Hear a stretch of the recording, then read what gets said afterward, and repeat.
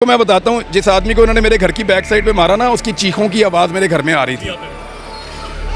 आपके घर की दीवार के पीछे लाके एक बंदे को फेंकें और पहले उसको जानबूझकर ऐसी जगह गोली मारें कि वो ना मरे और वो चीखे, और उसकी चीखें आपके घर के अंदर सुनाई दें। आपके माँ बाप का वो लास्ट वाला कमरा हो, साथ आपके बच्चों का हो, वहाँ पर चीखें आपके घर में सुनाई दें, और फिर वो दोबारा गोली मारें ताकि ये और चीखे, और फिर 4 गोलियों के साथ उस आदमी को मारें और फिर अगले 10 मिनट 5 मिनट वहाँ फायरिंग करते रहें।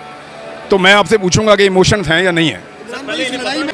अच्छा इमरान भाई, मुझे बताएं, आज आप इमोशनल हो गए थे, अभी भी यार आपके ऊपर एक रात में 6 पर्चे हो ना तो और आपके सारे हथियार जो आपको बड़े प्यारे हों वो आपसे सारे छीन लें एक दिन में, तो मेरे ख्याल में बंदा थोड़ा इमोशनल हो जाता है। ये फेजेज़ हैं और ये आते रहेंगे, ऊपर नीचे होती रहेंगी चीज़ें। ठीक है। अच्छा, आपको गद्दार कहा गया? उस चीज़ से तकलीफ़ होती है। आपको बुलाकर दिखाया गया कि ये सारे चोर डाकू हैं, आज दूसरे साथियों को बुलाकर दिखाया जा रहा है ये सारे चोर डाकू। चाहते क्यों थे आप लोग उनके पास? किसके पास? जो दिखाते थे आपको फाइलें। हमें अपने आप को कायल करने में, मैंने आपको उस दिन भी बताया था कि 1 से 1.5 साल लगा हमें। बाकायदा पहले दिन थोड़ी उनकी बात मान ली थी आंखें बंद करके, जैसे आज हो रहा है। ये तो एजेंडा के तहत हो रहा है।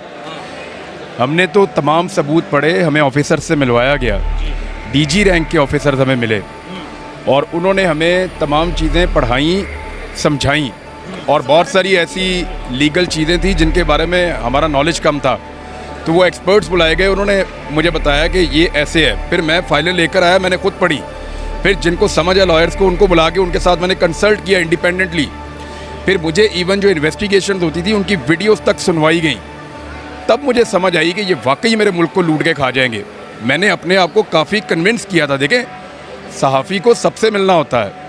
मुझे अगर आज अफ़गानिस्तान के अंदर से तालिबान बुलाएंगे और कहेंगे हम बात करना चाहते हैं, तो मैं उनकी बात सुनने जाऊंगा और उनकी बात को समझूंगा। अगर मुझे कोई नहीं मिसलीड अगर किया जाता तो मैं पहले दिन से शुरू कर देता। मैंने किसी की ख्वाहिश की तकमील नहीं की। मैंने यहाँ पे एक जुमला बोला था कि मैंने पहले अपने आप को कायल किया। मैं अपनी मर्ज़ी से इस लड़ाई में उतरा था क्योंकि मैं कन्विंस था कि ये लोग उन सारी चीज़ों को देखने के बाद, उन डॉक्यूमेंट्स को, उन केसेस को देखने के बाद, आई वॉज कन्विंस्ड कि मेरे मुल्क के साथ ये लोग ज़्यादती कर रहे हैं। दैट इज़ वाई मैंने अपनी एक ओपिनियन बनाई और फिर मैंने उस पर काम शुरू किया। तो मैं तो वहीं पे खड़ा हुआ हूँ, मुझे तो कोई प्रॉब्लम नहीं है उसमें। ठीक है। अच्छा इमरान भाई, ये बता दें, अभी भी आपकी आंखें अगर हम देखें तो बड़ी आंखें नम है, वजह क्या है? नहीं, ऐसी कोई बात नहीं है। ये ऐसी कोई परेशानी वाली बात तो है नहीं, पार्ट ऑफ द गेम है, ये चलता रहता है। हाँ, वो उन्होंने इसके बाद तो सर टैग आने चाहिए। नहीं, मैंने क्या किया देखो, 1 मिनट, मैंने जो बातें की, क्या मैं कुछ गलत कह रहा था? सर हम पूछेंगे इस बार। हाँ, तो मैं सवाल पूछ रहा हूँ कि भाई लाहौर की तकलीफ के बाद पुलिस आई है। यार 1 मिनट, आप मुझे बताएं कि आप मुझे लेकर जाएं खाना खिलाने के लिए अभी सारे, और कहें कि बाहर बहुत अच्छा जो है वो आपको फ्रूट चाट मिलेगी, वहाँ जाके आप मुझे गन्ने का जूस पिला दें, तो मैं आपसे पूछूंगा नहीं कि यार ये आपने क्या किया है, कह के तो आप मुझे कुछ और लाए थे यहाँ पे। तो वो मैं आपको सिंपल लाइटर नोट में एग्जांपल दे रहा हूँ, लेकिन मामला देखें ऐसे ही है। और ये सवालात वो हैं जिनके अब जवाब देने पड़ेंगे। और ये सवालात सिर्फ पाकिस्तान के अंदर करप्शन के नहीं हैं, ये पाकिस्तान के दूसरे मुल्कों के साथ ताल्लुकात के साथ भी जुड़े हैं, ये पाकिस्तान की नज़रियाती असास के साथ भी जुड़े हैं, ये पाकिस्तान के नज़रिया के साथ भी जुड़े हुए हैं। अब इन सवालात के जवाब लोग मांगते हैं, और ये वो लोग हैं जो पढ़े लिखे हैं, वो पूछते हैं।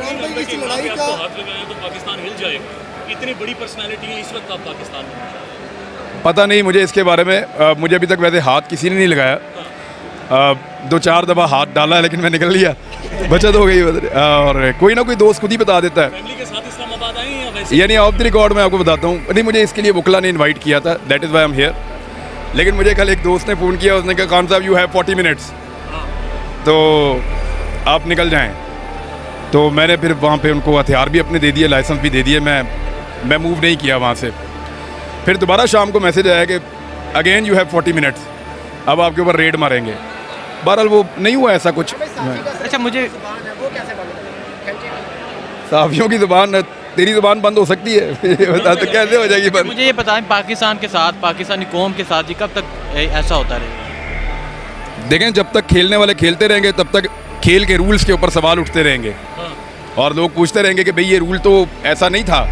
यानी मैं आपको बताता हूँ कि मैंने कोई ऐसी बात नहीं की जहाँ मैंने तौहीन की हो अपने इदारे की। एक ऐसा जुमला मैंने नहीं बोला जहाँ मैंने अपने इदारे की तौहीन की हो। लेकिन मेरे इसी मुल्क के अंदर जो साहिब इक़्तिदार लोग हैं उन्होंने बेशुमार ऐसे जुमले बोले हैं जहाँ पे उन्होंने मेरे मुल्क की तौहीन की है, और उन सारे लोगों में से किसी एक के ऊपर भी इस तरह का मुकदमा नहीं है। मेरे पास 1 दर्जन के करीब FIR हैं अब, तो ऐसे ही है। Thank you.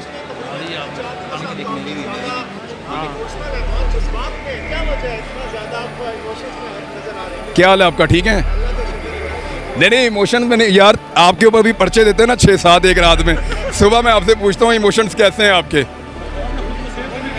आपको मैं बताता हूँ, जिस आदमी को उन्होंने मेरे घर की बैक साइड पे मारा ना, उसकी चीखों की आवाज़ मेरे घर में आ रही थी।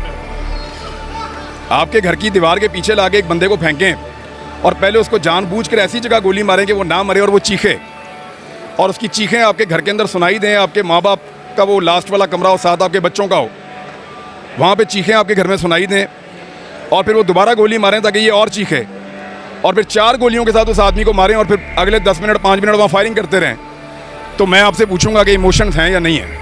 इस लड़ाई में ना आवाम मुतनफिर हो रही है, इदारों के खिलाफ हरना-सराई कर रही है, आपको नहीं लगता? इदारों के खिलाफ नहीं करनी चाहिए। मेरे ख्याल में पाकिस्तान के इदारे हैं, हमारे इदारे हैं, हमने बनाए हैं, हमारे खून पसीने से बने हैं, वो हमारे लोग हैं, उनसे हमें इश्क है, प्यार है, और उनको भी रहना चाहिए और पाकिस्तान को भी रहना चाहिए। ये पॉलिसी मैटर के ऊपर इख्तलाफ राय है, लड़ाई नहीं है, दुश्मनी नहीं है, इख्तलाफ राय है। यार वो मुझे मैं भी एक्सपर्ट को दिया हुआ था, वो सारा डाटा चला गया। आप सबके नंबर भी अब मेरे पास नहीं है, बल्कि मेरे फैमिली मेम्बर्स के नंबर भी अभी मैंने दोबारा मंगवाए हैं कि मुझे मैसेज कर दें, तो वो सारे नंबर भी चले गए, मेरे बाकी चीज़ें भी चली गई। ट्विटर मैंने अपना जो है वो रिकवर कर लिया है, बाकी चीज़ें मैं आहिस्ता आहिस्ता रिकवर कर रहा हूँ, इंशाल्लाह हो जाएंगी। हत्या कर दिया गया है, असला आपके पास नहीं है, हथियार कोई चीज़ नहीं है, अब कैसे खुद को प्रोटेक्ट करेंगे? What next? देखें, पहले भी अल्लाह ताला प्रोटेक्ट करता था, अभी भी अल्लाह ताला प्रोटेक्ट करेगा। हथियार के बगैर भी मैं वही था, मैं हथियार के बाद भी वही हूँ। पंजाब में कुछ ज़्यादा हुआ आज खबरें आ रही हैं। अच्छा नहीं, वो बंदोबस्त ये किया गया है कि चूरी दिखा के तो उन्होंने वापस जेब में डाल दी है। वो हुआ ये है कि ये जो फैसला है, अब तो फैसला आ गया, उसके बाद आप बात कर सकते हैं। मेरी अंडरस्टैंडिंग में जो इस वक्त हालात हैं, अगर वो इमरान खान साहब ने भी कहा कि वो कोर्ट में चले जाएंगे, मेरे ख्याल में उनकी पार्टी के लिए बेहतर होगा। अगर वो नहीं जाते तो हमजा शहबाज कल सुबह दोबारा वज़ीर आला पंजाब बन जाएंगे, आसानी से बन जाएंगे। अच्छा, ये ज़िमनी इलेक्शन के बाद नहीं था होना चाहिए?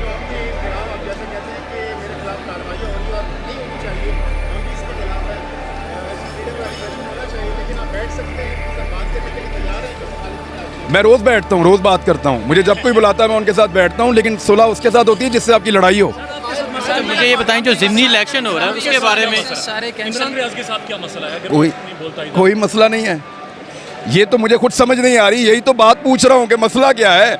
मैं तो वही वाली लड़ाई लड़ रहा हूँ जो बड़ी ज़रूरी थी, तो मसला क्या है, यही तो पूछ रहा हूँ मैं। अच्छा, मुझे बताएं, जो ज़िमनी इलेक्शन हो रहा है पंजाब में, ये जो आज का फैसला उस पर इफेक्ट कितना होगा, और ज़िमनी इलेक्शन में जो नताइज बदलने की सारी तैयारियाँ जारी हैं, उसके बारे में क्या कहें? देखिए, ज़िमनी इलेक्शन को मैनेज किया जा रहा है पंजाब में, और बड़े तगड़े पैमाने पे किया जा रहा है। उन 4 हल्कों में लोड शेडिंग भी नहीं होती। अब लोग दुआएं मांग रहे हैं, काश हमारे हल्के का लोटा हो जाता, हमारे यहाँ पे इलेक्शन होता, हमारी भी बिजली ना जाती, यहाँ पे 24 घंटे लोड शेडिंग ना होती, तो वो लोग बेचारे अब इस तरह की दुआएं कर रहे हैं। वो पूरा मैनेज किया जा रहा है। इलेक्शन अगर हमजा शहबाज की हुकूमत वहाँ पर रहेगी तो ज़िमनी इलेक्शन में जिस तरह के वो वसाइल इस्तेमाल कर रहे हैं और जिस तरह हमजा शहबाज के मालिक जो हरकतें कर रहे हैं, तो उससे तो सब साबित। आपको लगता है? कभी भी नहीं। सारे आपके कैंसिल कर दिए गए, जब दोबारा कैंसिल करने हथियार लेने आपने उनको जूस पिलाया?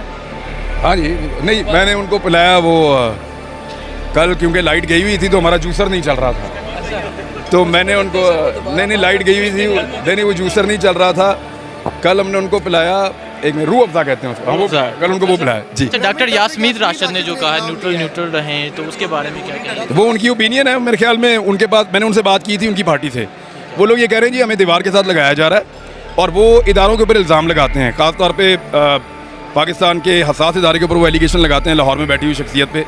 तो ये यास्मीन राशिद साहिबा का बड़ा सीरियस एलिगेशन है, इस पर DGI SPR को ज़रूर आकर अपना क्लैरिटी देनी चाहिए, और ये 20 हल्के पाकिस्तान के सबसे बड़े इलेक्शन का फ़ैसला करने जा रहे हैं। अगर ये कंट्रोवर्शियल हो जाता है इलेक्शन और उसकी वजह से कोई इदारा कंट्रोवर्शियल हो जाता है, तो ये पाकिस्तान के मफाद में नहीं है। अगर ये कंट्रोवर्शियल हो जाता है तो आगे जो जनरल इलेक्शन होगा तो वैसे वापस आने की कोशिश कर रहे हैं, एक इश्तिहारी पाकिस्तान में वापस आ रहे हैं, उसके बारे में आपकी क्या राय है? 10 मार्च को आपको मरासले का पता चल गया था, और 17 तारीख को 27 तारीख को खान साहब ने ऐलान किया, सर 10 मार्च से लेकर 27 तक आपने क्या इकदाम किए, आपने क्या कोशिश की ताकि लोगों तक मैं ना हुकूमत में था ना कहीं और, आप वो मेरे वीलॉग्स निकाल लें, उसमें से आप सुन लें, मैं वो कहता रहा हूँ सारा कुछ। सर वो साइफर में एड्रेस कौन है? अरशद शरीफ साहब अक्सर मुझे कहते रहते हैं आप मेरी मदद करें, कौन साइफर में एड्रेस है? मेरे ख्याल जिसने मदद की है वही एड्रेस है। यही तो पता कर रहे हो कौन है।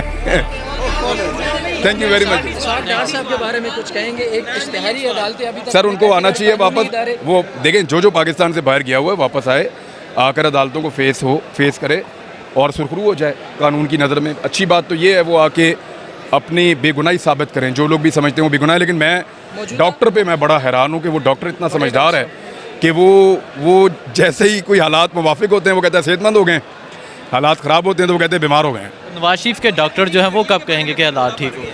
मियाँ साहब के डॉक्टर इधर हैं, उधर नहीं है। हो जाए।